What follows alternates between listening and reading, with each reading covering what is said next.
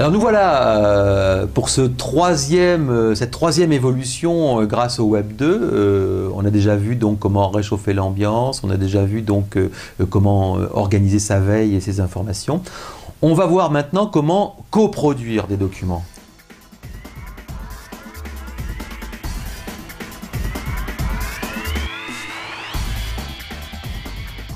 Sachant que il est assez rare finalement qu'on ait des documents dont on soit le seul responsable ou la seule personne à intervenir.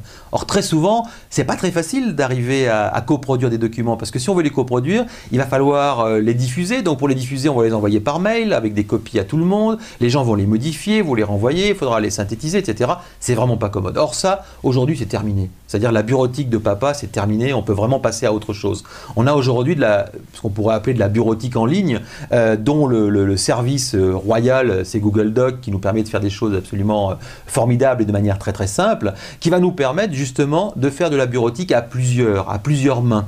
Ça veut dire que si je veux créer un document de type traitement de texte, si je veux créer un document de type tableur, si je veux créer un document de type de présentation, je vais pouvoir le faire sur Google Doc, je vais créer mon document. Une fois que je l'aurai créé en ligne, bien sûr, puisque le service est en ligne, l'application est en ligne, les données sont en ligne, je vais pouvoir immédiatement inviter une ou plusieurs personnes en leur disant « Venez m'aider à faire ce document, venez m'aider à écrire ce document, à créer cette présentation, à remplir cette feuille de calcul. » Et à ce moment-là, les gens recevant dans leur mail cette invitation vont pouvoir cliquer sur le lien et venir sur le document en s'étant bien sûr référencés, en s'étant inscrits, et ils vont pouvoir compléter le document. Et donc ce qui veut dire qu'on va vraiment avoir un phénomène d'écriture à plusieurs mains. Cette écriture à plusieurs mains, on aura bien entendu une traçabilité totale des différents apports, ajouts, retraits qui ont été faits par les différentes personnes. On saura qui est venu, qui a enlevé quelque chose et ce qu'il a enlevé, qui a ajouté quelque chose et ce qu'il a ajouté, ce qui fait qu'éventuellement, en cas d'erreur, on pourra revenir en arrière à une version, etc. Mais surtout, l'avantage, c'est que le document ne circulera pas. Il ne sera jamais dans le mail. La seule fois où il y aura le mail, c'est au moment où on invite les personnes à venir travailler sur le document. Après, on le retrouve dans sa bibliothèque de documents partagés. Et on va donc tous tourner autour du document, plutôt que d'avoir des documents qui n'arrêtent pas de se balader dans le réseau. Donc, tournant tous autour du même document, on va pouvoir avancer régulièrement. On sera sûr qu'il s'agit bien de la dernière version du document sur laquelle on se trouve, puisqu'il n'y en a pas d'autre, il n'y en a qu'une seule. Il y a une seule version de document, il ne peut pas y avoir de divergence.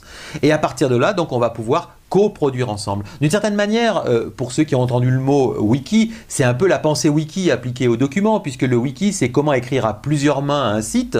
Et bien là, c'est comment écrire à plusieurs mains des documents. Ces documents d'ailleurs, qui peuvent tout à fait avoir pour source un document de type bureautique à l'ancienne, un .doc, un .xls, un .ppt, qu'on va pouvoir importer dans Google Doc, et qui peuvent tout à fait d'ailleurs revenir à la bureautique traditionnelle après, si on les exporte. Donc on n'est pas condamné à être qu'en ligne, on peut bien sûr faire un travail collectif en ligne, c'est là que ça se passe, et faire un travail individuel éventuellement en dehors du net, en exportant les données une fois qu'on les aura terminées. Donc, je crois aujourd'hui que vous gagneriez beaucoup à mettre de plus en plus de documents partagés en ligne. Ça vous évitera beaucoup de bazar dans vos messageries et ça vous évitera beaucoup d'erreurs dans l'interprétation des apports des uns ou des autres, puisque là, quand on a quelque chose à écrire, on l'écrit et c'est la somme de ces différents écrits qui va pouvoir donner le document final. À vous de tester.